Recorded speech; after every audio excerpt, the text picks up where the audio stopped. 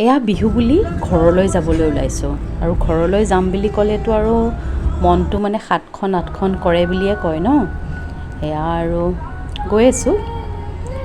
বাকী আৰু প্ৰথমতে মানে মন্দিৰতে যাম বুলি ভাবিছোঁ, দৌলগোবিন্দ মন্দিৰত, মানে নতুন বছৰ বুলি সেৱা।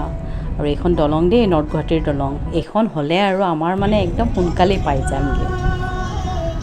আৰু এয়া গৈ প্ৰথমতে ঘৰত নোসোমাই ডাইৰেক্ট মন্দিৰলৈ সেৱা কৰি আহোঁ বুলি ভাবিছোঁ। আমাৰ এনেই ওলাওঁতে অকণ দেৰি হ'ল।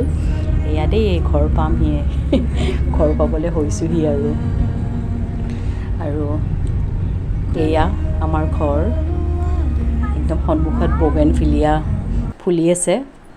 আৰু এয়া মন্দিৰত অকণ চাকি ল'লোঁ, চাকি ধূপ ফুল সেন্দুৰ গোটেইখিনি লৈ ল'লোঁ। এয়া গণেশ বাবাৰ তাতে গোটেইখিনি চাকি ধূপ জ্বলাই ল'লোঁ, ইয়াতে জ্বলালোঁ গোটেই। আৰু এয়া মন্দিৰৰ পৰিৱেশ। ইয়াতে অহাৰ লগে লগে আৰু মানে মনটোৱে একদম মানে কিমান যে শান্তি লাগি যায় নহয়। ফাকুৱাৰ পাছত এয়া প্ৰথম আহিছোঁ। আৰু এয়া ইয়াতে নাম কীৰ্তনো চলি আছে, ক'ৰবাৰ পৰা আহিছে আয়তীসকলে নাম ধৰি আছে। আৰু আমি এয়া সেৱা কৰিবলৈ মানে ৰেডি হৈছোঁ। এয়া মন্দিৰৰ পৰিৱেশ।